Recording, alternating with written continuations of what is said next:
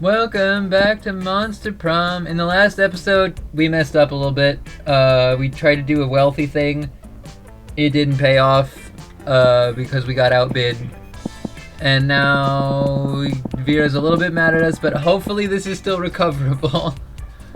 I just want to succeed in going on a date with someone. It's been Vera the last couple of times, not fully by choice. When I'm doing the little thing at the beginning, I don't always know.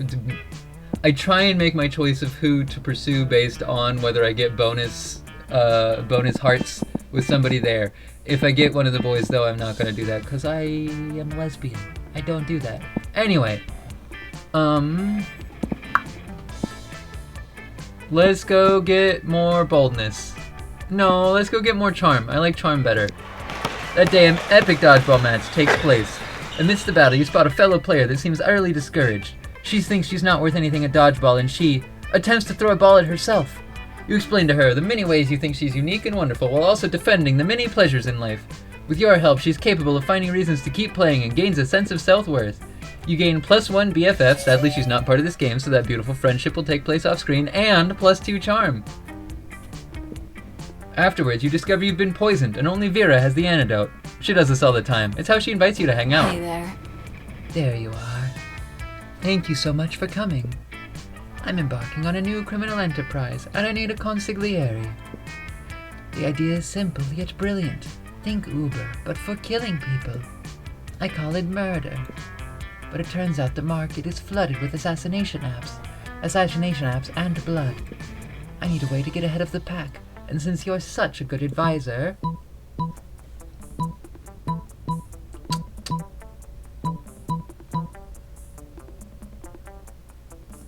Viral marketing. Literally, tailor a highly contagious virus to make people love murder. You can do that? Great, you can use my private chemical weapons laboratory.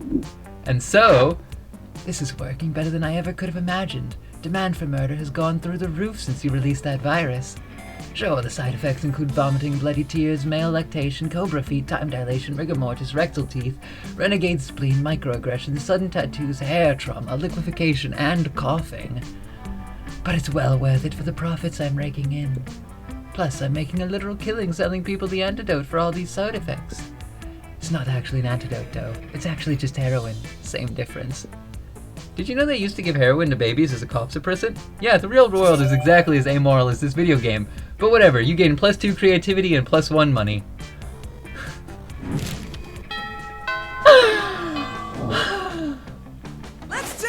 I love how ridiculous this game can be, like just off the wall, absurd. You take your seat and, if you didn't know any better, you would say it seems like Vera and Polly are almost more interested in their phones than they are in you. And you do know better, and you know that yes, that is exactly what's happening right now. Hey there. It's nothing personal, Abyss. It's just that Polly and I are very engrossed in texting our financial slave. Yay! Yeah, it's pretty hard to compete with some guy whose fetish is buying you anything you want. That's my fetish, too. Not buying things for people, having people buy things for me. Duh. Good thing he's rich enough to take care of both of us. You know what they say, true friendship is sharing secrets and financial slaves. Still, I do worry that this arrangement might not be sustainable. What happens if he runs out of money? Our cash flow instantly stops.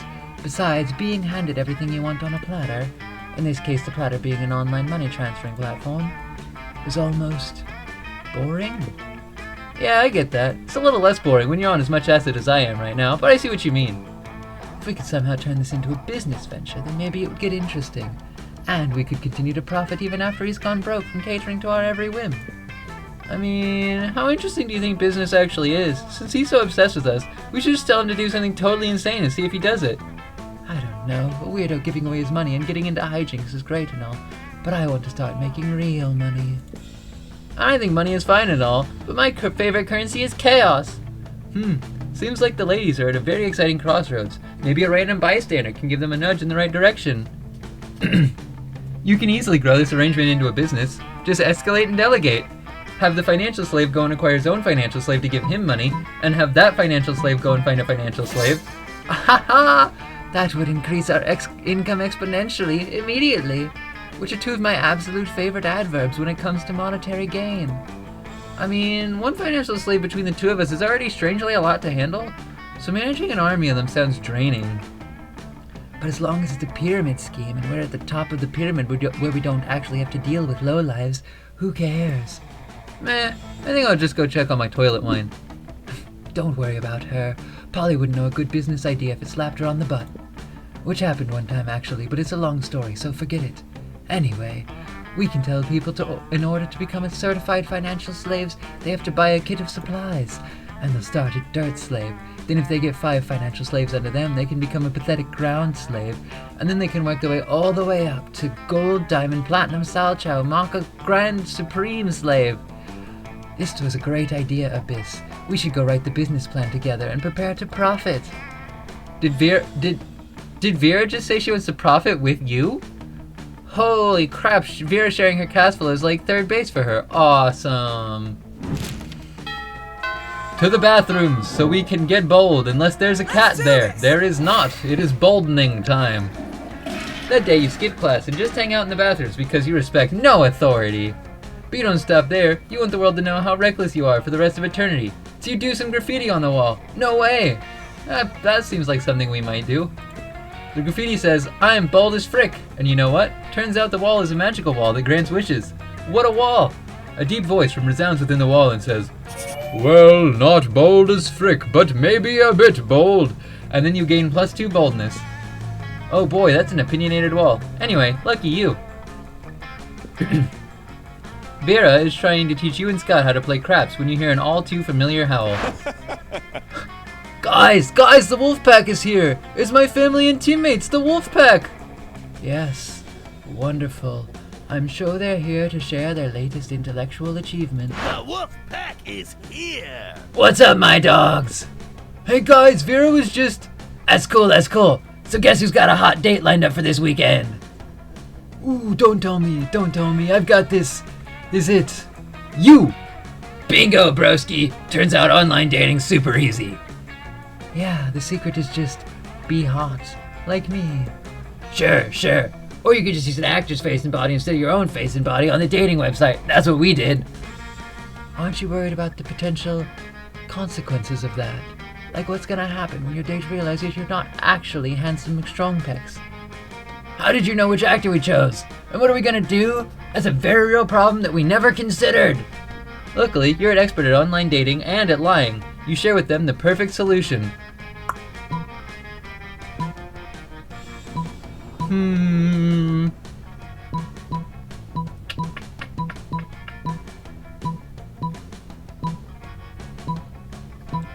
Spend the entire date inside a cardboard refrigerator box covered in question marks because mystery is alluring? You guys, that's a great idea!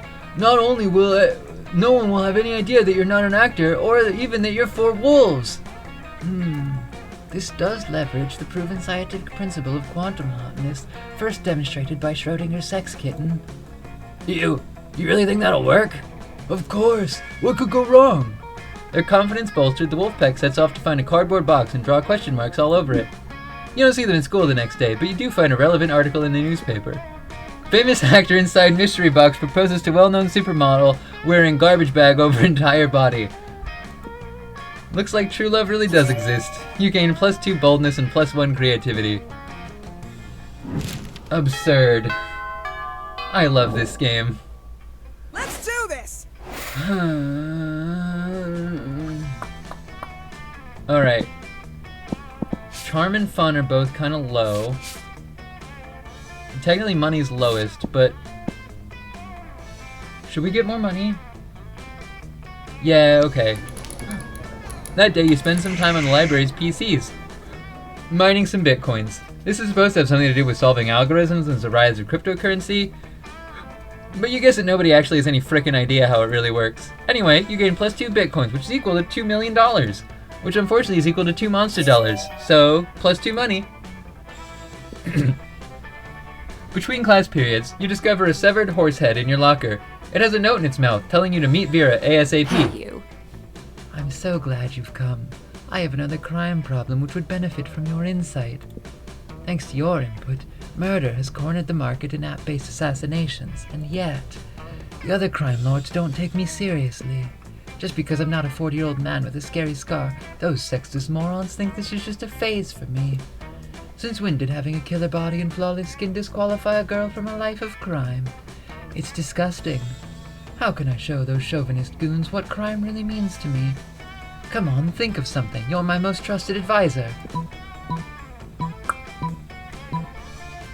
I have absurdly high creativity, so songs can't go wrongs.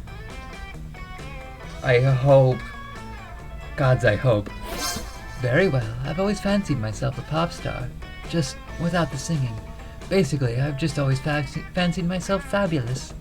Well, chop chop. Get to work writing me a hit single that will show my true love of crime. One night of frenzied songwriting later, I like big crimes and I cannot lie. Oh, we're just doing a... Great, okay. We're just doing a parody of I like big bucks and I cannot lie. When a girl walks in with a mask on her face yelling put the money in the briefcase, you get it done. Because if you don't, I swear I will end all your lives. I will, don't test me. Well, you're right. This song was a great idea. It even helped me rob this bank.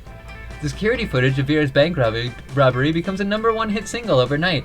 She becomes too popular to prosecute. The other crime lords are forced to accept her devotion to crime, especially when she threatens a repeat performance of her single at every one of their safe houses. With all disagreements mended, everyone decides to have a gang war to celebrate. You gain +2 boldness and +1 fun. This game is absurd, in the best way. Let's do this! Vera is about to lift a glass of scotch to her immaculately painted lips. You can drink whatever you want at this school, apparently, when Miranda screams, "Stop! Don't drink that!" What? Why not? This scotch costs more than most cars. Has your taster tried it yet? What taster? You don't have a taster? What if your drink is poisoned by someone jealous of your good looks and royal title? Listen, Miri, I only drink 4 things. Scotch, red wine, the tears of my enemies, and straight-up poison. You drink poison on purpose? Around my hair is venomous snakes. You think poison actually harms me? Well, you should still have a taster. What if someone puts really spicy hot sauce in your drink? Or poison? What do I have to do to get you to drop this? Simple. Hire a taster. Fine. Any volunteers? This might just be the big break you've been looking for. You raise your hand, and when Vera picks you, you pretend to be poisoned, terrifying Miranda and amusing Vera. You shoot Vera a wink, taking the tiniest sip of her scotch, and then... No, stop vomiting. How will you be able to taste for poison if you're too busy foaming at the mouth and vomiting? You fool! They are poisoned. Run and tell the authorities before this poor sap's face melts off or something. Oh dear, oh my, I'm no good in crisis situations. Curse my uniformly pleasant childhood. Miranda faints with the utmost drama. There's one thing princesses are good at. It's fainting. Ha ha ha ha! That was hilarious. I should put poison in my scotch more often. You can stop vomiting now, by the way. She passed out. Oh, do you need the antidote? Alright, here you go. I guess I should have let you know the scotch was actually poisoned. Oh well, how about we get ice cream to make up for it? Your stomach is still too weak for ice cream, but you're never too sick to spend some quality time with Vera.